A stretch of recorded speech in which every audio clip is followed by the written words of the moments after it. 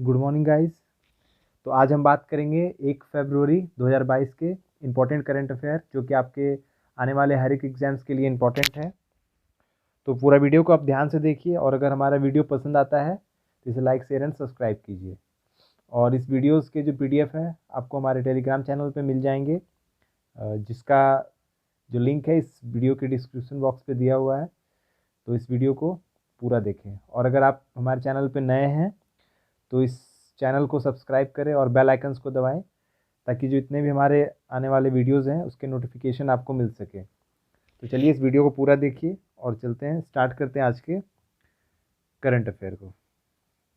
हमारा पहला क्वेश्चन है, विश्व उपेक्षित उष्णकटिबंधीय रोग दिवस कब मनाया जाता है? When is the world neglected tropical diseases day observe? इसका आंसर है ऑप्शन ए 30 जनवरी। तो डेज का क्वेश्चन है, अगर इसके बारे में जान लेते हैं थोड़ा। 2022 की इसकी जो थीम रही वो है गरीबों से संबंधित बीमारियों की उपेक्षा को समाप्त। इसकी थीम इंपॉर्टेंट है, उपेक्षा को समाप्त करने के लिए स्वास्थ्य समानता हासिल करना। और इसका नारा है उपेक्षा से देखभाल की ओर। और इसके कुछ स्टैटिक्स के बारे में जान लेते हैं। पहला विश्व NTD दिवस 30 जनवरी 2020 को आयोजित किया गया था। पिछले ही 2020 को आयोजित किया गया था। इस दिन को मान्यता देने का प्रस्ताव UAE द्वारा किया गया था। और 74वीं विश्व स्वास्थ्य सभा ने यानी 74th मीटिंग में 30 जनवरी को इसे मनाने का निर्णय लिया गया। तो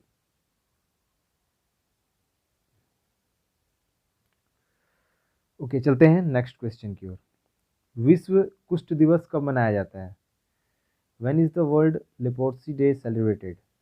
इसका भी आंसर है ऑप्शन ए 30 जनवरी। तो कुष्ठ दिवस हर साल जनवरी के आखिरी संडे को विश्व स्तर पर मनाया जाता है। तो इस बार का संडे जो है वो 30 जनवरी को पड़ा था, इसलिए लेप्रोसी डे 30 जनवरी को मनाया गया। 2022 में कुष्ठ दिवस 30 जनवरी 2022 को पड़ता है। यह दिन इस घातक प्राचीन बीमारी के बारे में वैश्विक जागरूकता बढ़ाने के लिए और तथ्य पर ध्यान देने के लिए मनाया जाता है और कि इसे रोका जा सके, इसके जो डाटाज हैं उस पर ध्यान दिया जा सके और इसे पूरी तरह से प्रिवेंट किया जा सके और इसका इलाज किया जा सके और ठीक किया जा सकता है। भारत में विश्व कुष्ठ दिवस हर साल 30 जनवरी को महात्मा गांधी के पुण्यतिथि पर मनाया जाता है, यानी कि आज के 30 तारीख को ही महात्मा गांधी जी का जन्मदिन भी था। इस वर्ष विश्व कुष्ठ दिवस 2022 की थीम इंपॉर्टेंट है, यूनाइटेड फॉर डिग्निटी। तो थीम इंपॉर्टेंट है, आप इसे ध्यान में रखिए। और इसके स्टैटिक्स जान लेते हैं। इसकी शुरुआत 1954 में फ्रांसीसी परोपकारी और लेखक राउल फोलेरो ने महात्मा गांधी के जीवन को श्रद्धांजलि के रूप में की थी, जो कुष्ठ से पीड़ित लोगों के लिए करुणा रखते थे। ओके, तो अब जनवरी में जितने भी इम्पोर्टेंट डेज हैं एक बार देख लीजिए। मैंने इसके जो स्लाइड्स बनाकर आपके सामने शो किया है, तो ये आपके आने वाले एग्जाम्स के लिए इम्पोर्टेंट होंगे और इसके थीम्स भी मैं कोशिश करूँगा बताते चलूँ। तो मैं रिवीजन करवाता हूँ। 1 जनवरी को ग्लोबल फैमिली डे और 4 जनवरी को वर्ल्ड ब्रेल डे। ओके, और 6 जनवरी को world day of war orphan. और इसका जो थीम रहा था वो है caring for children in horrific situations is a responsibility. तो इसका थीम्स याद रखिए। 8 जनवरी को African national Congress foundation day और 9 जनवरी को NRI डे और हिंदी में प्रवासी भारतीय दिवस। और इसका जो थीम रहा वो है कंट्रीब्यूटिंग टू आत्मनिर्भर भारत। ओके, 9 जनवरी को ही गुरु गोविंद सिंह जयंती मनाया गया और 10 जनवरी को वर्ल्ड हिंदी डे मनाया गया और 11 जनवरी को death anniversary of Lal Bahadur Shastri, जिन्होंने नारा दिया था जय जवान जय किसान, और भारत के दूसरे नंबर के ये प्राइम मिनिस्टर थे, स्वतंत्र भारत के दूसरे नंबर के ये प्राइम मिनिस्टर थे। और 12 जनवरी को नेशनल यूथ डे, और इसका जो थीम रहा था वो आप नोट कर लीजिए, helps in the unification of countries youth. तो इम्पोर्टेंट है, आप नोट करते चलिए। और 13 जनवरी को लोहरी फेस्टिवल, 14 जनवरी लोहरी फेस्टिवल पंजाब का त्यौहार, और 14 जनवरी को पोंगल जो कि तमिलनाडु का त्यौहार है। 15 जनवरी को आपका मनाया गया है इंडियन आर्मी डे, और इसका जो थीम है इस बार का 2022 का थीम है सर्विस बिफोर सेल्फ।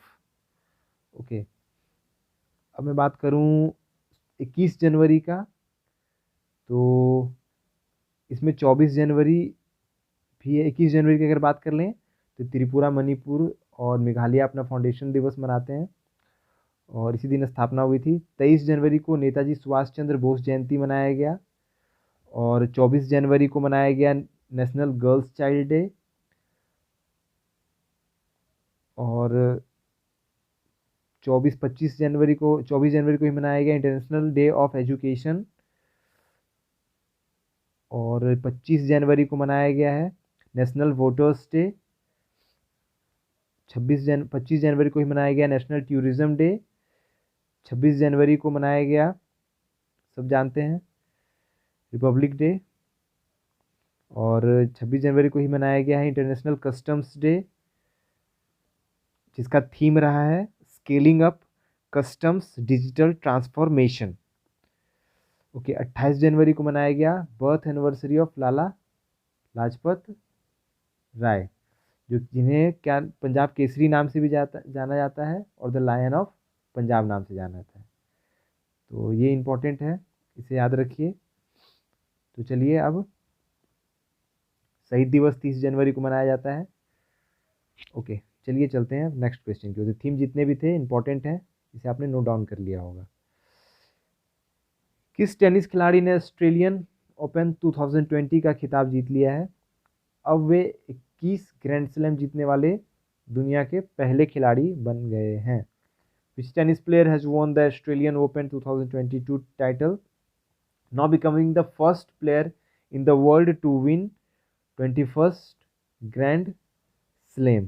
तो इसका आंसर हो जाएगा obviously option A, Rafael Nadal.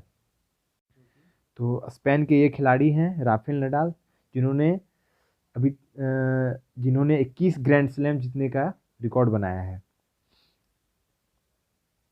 और इसके विनर्स देख लेते हैं। मेन सिंगल में मैंने आपको बता ही दिया राफेल नडाल। वुमेन सिंगल में एस्ले बार्टी, और मेन डबल में थानासी कोकिन्स्की और निक क्राइगियोस। वुमेन्स डबल में बारबोरा क्रेजिकोवा एंड कैतरीना सी न्यायकोवा। तो ये सब कुछ विनर थे। चलिए और बात कर लेते हैं अगर टेनिस की, तो अभी सिडनी टेनिस क्लासिक किसने जीता? सिडनी टेनिस क्लासिक 2021, तो रसिया की है एशियन करात्सवे, जो कि सिडनी टेनिस क्लासिक जीता। और राफेल नडाल ने मेलबर्न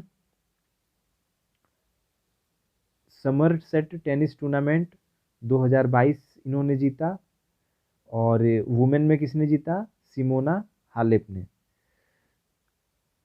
और गैरेल मोनफिल, जो कि फ्रेंच के प्लेयर हैं, टेनिस प्लेयर हैं, इन्होंने एडलिड इंटरनेशनल वन टेनिस टूर्नामेंट जीता। और वुमेन्स में किसने जीता? ऑस्ट्रेलिया की एस्ले बार्टी ने। और मैं बात कर लूँ आगे, अगर रसिया किसको हराया था इन डेविस कप टेनिस टूर्नामेंट में? तो रसिया हराया था क्रोएटिया को। किसमें? तो डेविस कप में। और मैं बात करूं तो ये कुछ टेनिस के इम्पोर्टेंट करंट अफेयर थे, तो इसे आप ध्यान में रखिए। चलिए अब चलते हैं आगे। टाटा समूह ने एयर इंडिया के पुराने कर्ज के वित्त पोषण के लिए किस बैंक को चुना? Which bank has chosen by the Tata group to finance the old debt of Air India? इसका आंसर हो जाएगा option B, it is SBI, Bank of Baroda and HDFC। तो अभी HDFC प्राइवेट सेक्टर बैंक में नंबर 1 रैंकिंग पे है, ये भी आप याद रखिए। और टाटा समूह ने इन तीनों बैंक से को पसंदीदा बैंकों के रूप में चुना है, state bank of Baroda and HDFC।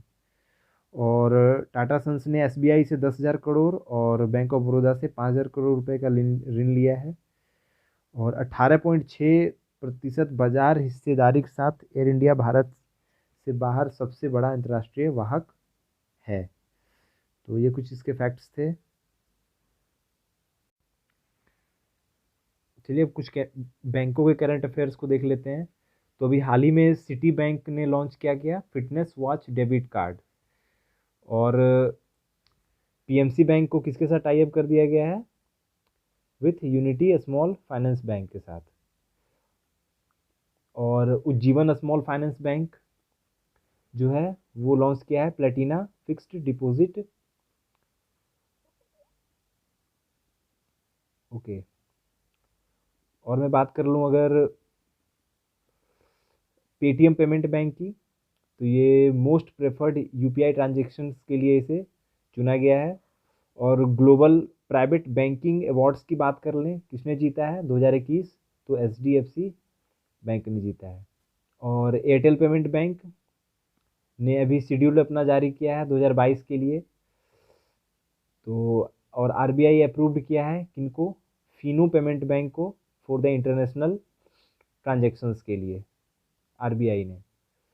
और RBI ने बरकरार रखा है SBI, ICICI and HDFC bank as DSIBs 2020, यानी कि मोस्ट इंपॉर्टेंट बैंक है ये SBI, ICICI, HDFC bank.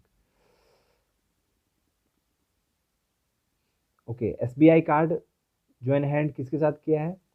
Paytm के साथ। किस लिए? तो कार्ड टोकेनाइजेशन के लिए SBI कार्ड ने किसके साथ किया है? पेटीएम के साथ। और एक्सिस बैंक क्या है? अभी सेकेंड लार्जेस्ट बैंक इन पॉस मशीनिंग के लिए, मैं आपको बता चुका हूँ। और इंडसइंड बैंक क्या लॉन्च किया है? Green fixed deposit. तो ये कुछ करंट अफेयर्स हैं जो कि बैंक से रिलेटेड हैं, इसे भी आप ध्यान में रखिए। चलिए आगे चलते हैं। SPMCIL ने किस जगह पर नई बैंक नोट छपाई लाइनें खोली गई? At which place new bank note printing lines were opened by SPMCIL? तो इसका आंसर हो जाएगा option A, Nashik and Dewas में। ओके, तो SPMICL का फुल फॉर्म है Security Printing and Minting Corporation of India Limited. और इसके चेयरमैन हैं और मैनेजिंग डायरेक्टर है तृप्ति पत्रा घोष। और इसे कब फाउंडेड किया गया था? फरवरी 2006 में, 10 फरवरी 2006 में इसे फाउंडेड किया गया था। तो चलिए आप चलते हैं आगे। भारतीय स्टेट बैंक ने कितने डॉलर में फॉर्मोसा बॉन्ड जारी किया है और किस पर जारी करने के लिए सूचीबद्ध किया है? State bank of India has issued how many dollar Formosa bond and listed the issue on which? तो कितना? तो 30 करोड़ बॉन्ड जारी, 30 करोड़ का बॉन्ड उन्होंने जारी किया है, 30 करोड़ डॉलर का। और किसके साथ? तो Bharat INX gift, that is IFSC के साथ ये जारी किया गया है।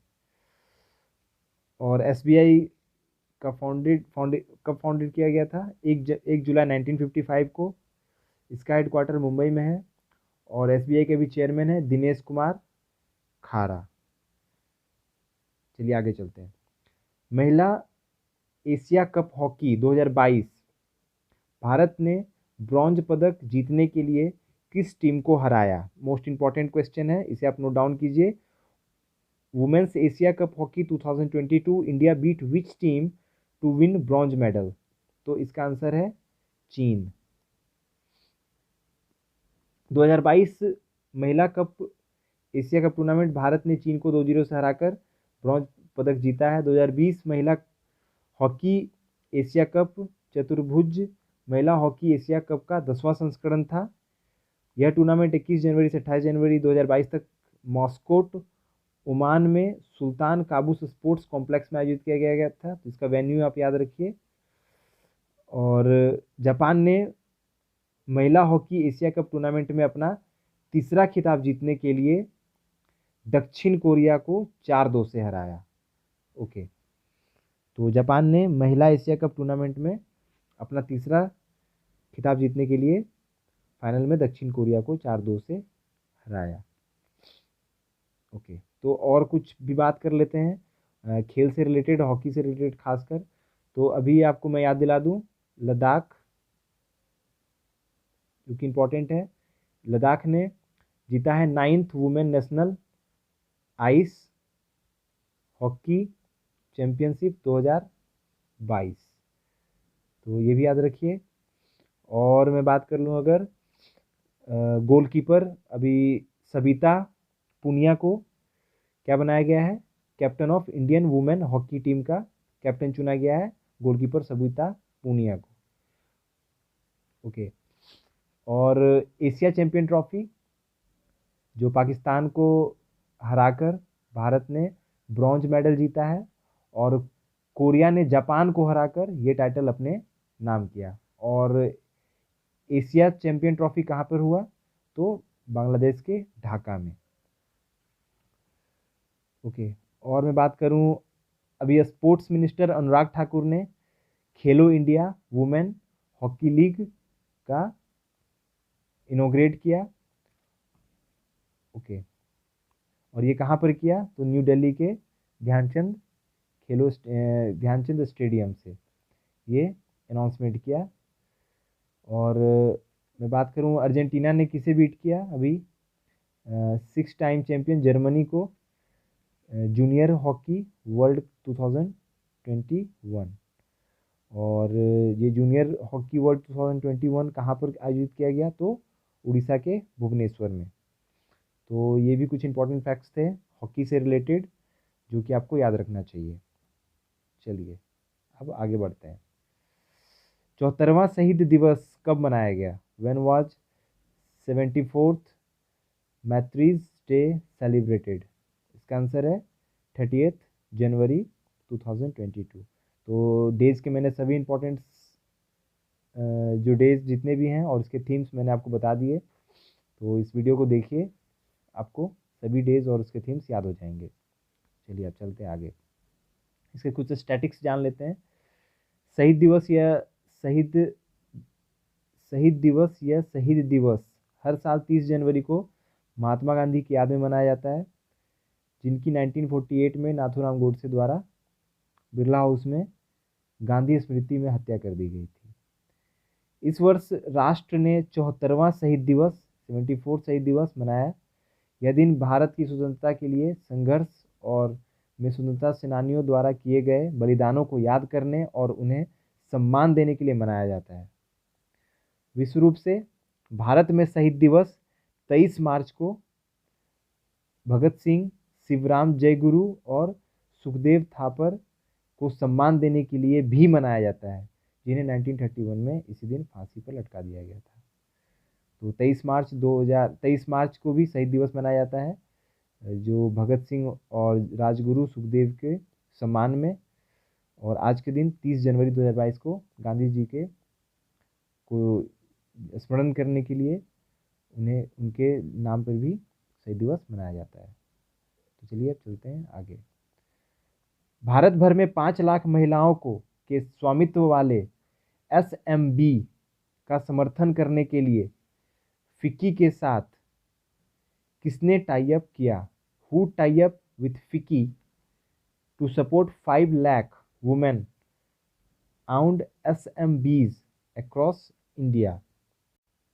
तो इसका आंसर हो जाएगा ऑप्शन ए, मेटा। तो मेटा कंपनी ने फिक्की के साथ टाई अप किया ताकि जो women around small micro and mini जो बिजनेस है उसके लिए 5 लाख सपोर्ट कर सके। इन दोनों ने टाई अप किया है। तो फिक्की का फुल फॉर्म है federation of India chamber of commerce and industry, और इसके जो अभी चेयरमैन है वो हैं संजीव मेहता, और इसकी स्थापना 1927 में हुई, और नई दिल्ली इसकी हेडक्वार्टर है, और सेक्रेटरी जनरल दिलीप चेनॉय। तो ये कुछ स्टैटिक्स हैं, इसके बारे में जानिए। और अगर हम टाई अप्स की बात कर लें तो कुछ इंपॉर्टेंट टाई अप्स अभी हुए हैं हाल फिलहाल में, जो कि आपके एग्ज़ाम्स के लिए इंपॉर्टेंट है। तो अभी इंडिया ने टाई अप किया किसके साथ? इजराइल के साथ, ताकि 150 विलेज को कन्वर्ट कर सके विलेज ऑफ एक्सलेंस के रूप में। और टेरा पे ने टाई अप किया किसके साथ? NPCI, national payment corporation of India, ताकि बूस्ट किया जा सके कैशलेस ट्रांजैक्शन को। तो ये याद रखिए। और जियो ने टाई अप किया है Finland university of Oulu to accelerate 6G research. तो ये भी इम्पोर्टेंट है, याद रखिए। उड़ीसा ने अभी टाई अप किया है, यूएन के साथ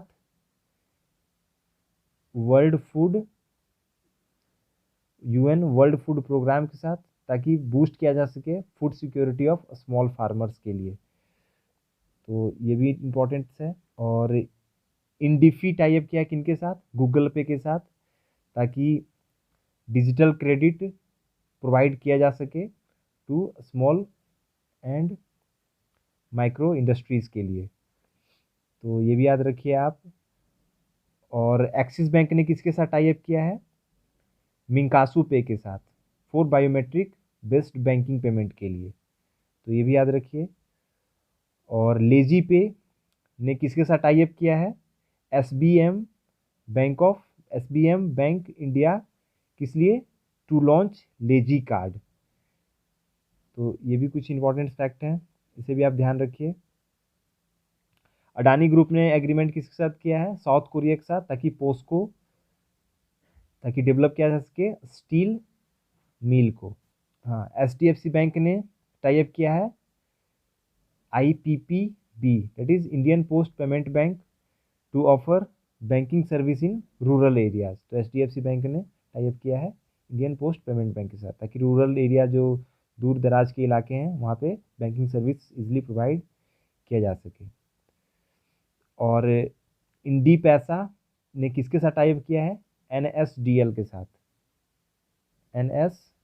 साथ, दैट इज NSDL के साथ किया है, NSDL payment bank to launch fintech platform. और NSDL की स्थापना 1996 में हुई, इसका हेडक्वार्टर मुंबई है। और अभिजीत कर्मपुरकार जो इनके अभी MD एंड CEO है। तो ये भी याद रखिए। नीति आयोग ने किसके साथ टाई अप किया है? UN वर्ल्ड फूड प्रोग्राम के साथ। क्यों? To diverse food basket.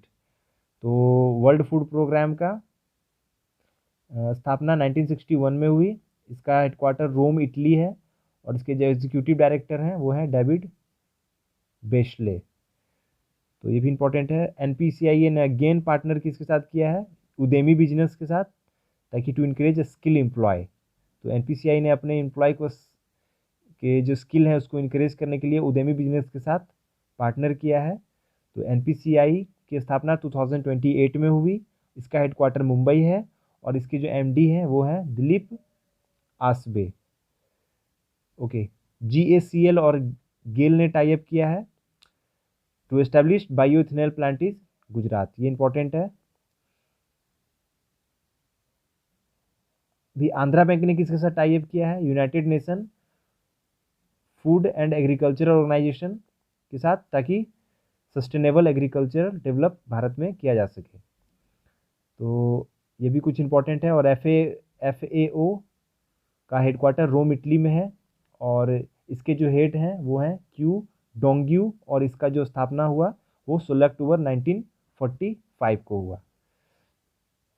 और IIT दिल्ली ने किसके साथ टाइप किया है? IAF के साथ, ताकि to improve indigenous effort. Orissa ने किसके साथ टाइप किया है? UNDCF, that is United Nation Capital Development Fund के साथ, to launch Mission Shakti Living Lab. और इसका जो स्थापना है 1966 में हुई। इसका हेडक्वार्टर न्यूयॉर्क USA में है। और UNDCF के एग्जीक्यूटिव सेक्रेटरी कौन है? Preeti Sinha. BPCL, Bharat petroleum corporation limited ने किसके साथ टाइप किया है? बार्क के साथ, ताकि क्या डेवलप किया जा सके? क्या प्रोडक्शन के लिए? ग्रीन हाइड्रोजन प्रोडक्शन के लिए। तो BPCL का हेडक्वार्टर मुंबई, और इसके MD हैं अरुण कुमार सिंह।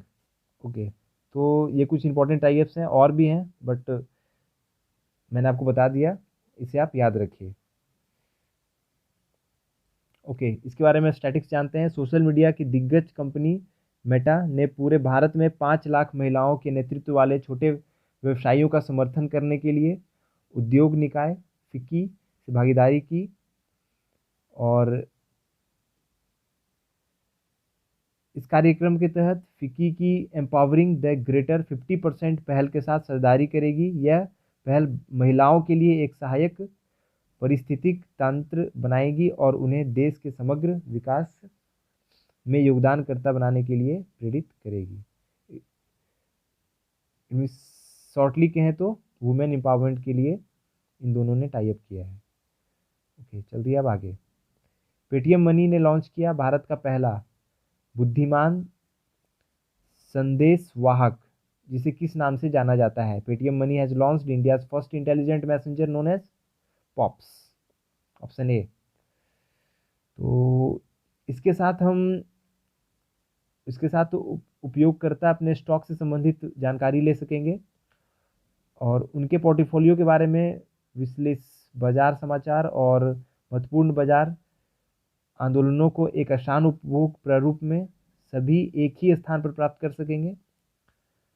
और मंच परिष्कृत स्टॉक अनुशंसाओं, समाचार अंतर्दृष्टि और अन्य सेवाओं की पेशकश करने के लिए एक बाजार के रूप में भी काम करेगा। तो पेटीएम मनी का CEO वरुण श्रीधर, इसका हेडक्वार्टर बेंगलुरु, और इसकी स्थापना 20 सितंबर 2017 को हुई। चलिए आगे, नेक्स्ट क्वेश्चन है, फियरलेस गवर्नेंस नामक पुस्तक किसके द्वारा लिखी गई है? Who wrote the book fearless governance? इसका आंसर है option A, Kiran Bedi, first women IAS officer के द्वारा, किरण बेदी के द्वारा ये बुक लिखा गया है। तो बुक्स के मैंने जितने भी इम्पोर्टेंट बुक्स थे और उनके ऑथर, इसके वीडियोस मैंने अलग से बनाया हुआ है। इसका लिंक मैं आपको प्रोवाइड कर दूंगा डिस्क्रिप्शन में, तो आप वहाँ से इम्पोर्टेंट बुक्स देख सकते हैं। चलिए अब आगे चलते हैं। इसके बारे में एक पुस्तक, पुडुचेरी के उपराज्यपाल डॉक्टर किरण बेदी लगभग 5 वर्षों की सेवा और भारतीय पुलिस सेवा में उनके 40 वर्ष विशाल अनुभव की जमीनी हकीकत पर आधारित है। शिक्षाविद सामाजिक नेता बाबा इकबाल सिंह जी का निधन हो गया है। उन्हें कौन से पुरस्कार दिया गया था और कब?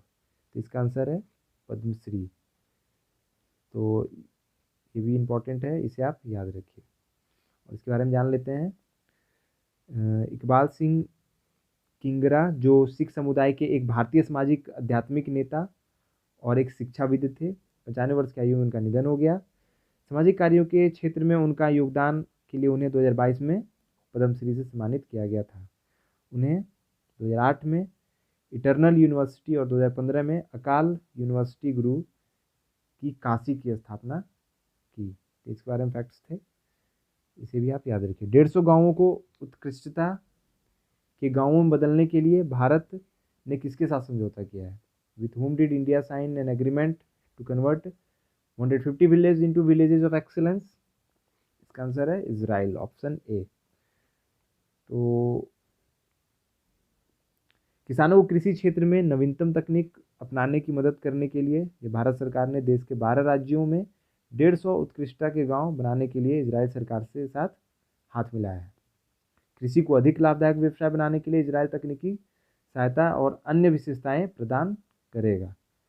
तो इजराइल के प्रेसिडेंट आइसेक हेजोग हैं और इजराइल के जो capital Jerusalem, prime minister Naftali Bennett हैं और यहाँ पर इजरायली शेकेल करेंसी चलती है। तो इस वीडियो को हम अब समाप्त करते हैं और आप वीडियो को पूरा देखिए और अगर वीडियो हमारा पसंद आता है तो इसे लाइक शेयर ज़रूर कीजिए। चलिए आज के लिए इतना काफ़ी है। धन्यवाद।